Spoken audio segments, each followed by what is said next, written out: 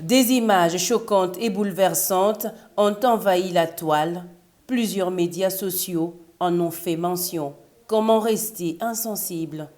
La petite Sylvie Mpia, âgée de 3 ans, souffre d'un cancer à l'œil gauche depuis une année, une maladie dénommée rétinoblastome. Et pour lui venir en aide, une campagne de collecte de fonds baptisée GoFound a notamment été lancée au niveau international, à en croire Andrea Soukama, la coordonnatrice nationale de l'ONG Future Team basée à Kinshasa. Jusque-là, ce qui a été fait, on a pu, par la grâce des dieux, de sœurs qui ont vu le post sur mon WhatsApp. Ils ont une plateforme ici aussi, et notamment au niveau de l'Angleterre.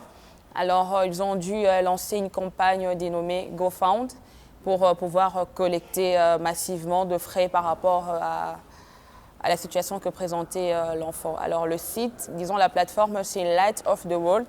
C'est la plateforme qui nous a aidés à collecter le fonds pour pouvoir subvenir aux besoins de la petite, le temps de savoir quels étaient les diagnostics par rapport à la masse que nous sommes tous en train de voir.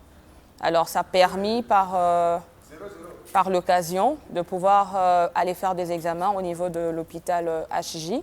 Et c'est là qu'on va rentrer au niveau, là où la fille est suivie actuellement, pour des amples détails de diagnostic. Et c'est là qu'on va nous apprendre que l'enfant avait un cancer de l'œil appelé rétinoblastome. Sylvie Mpia est actuellement prise en charge aux cliniques universitaires de Kinshasa, mais les médecins sont formels. Outre le traitement, ils s'attendent à la main de Dieu, car le cancer est à un stade très avancé. Ça va maintenant faire une année qu'on avait déjà diagnostiqué un cancer. Et elle a déjà même eu à subir déjà une première chimiothérapie, mais elle n'a pas pu aller jusqu'au bout. Pourquoi? Parce que le parent n'avait pas de moyens. Et le produit qu'on administre gratuitement aux cliniques universitaires, il n'y en avait plus en stock.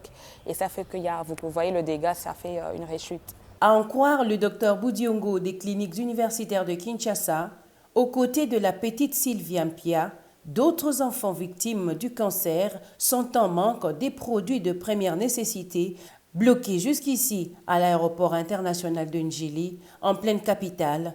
Ironie malveillante. Des familles éplorées et impuissantes ne savent à quel sens c'est voué. Elles lancent un appel aux autorités du pays et leur demandent d'agir en faveur de ces enfants malades.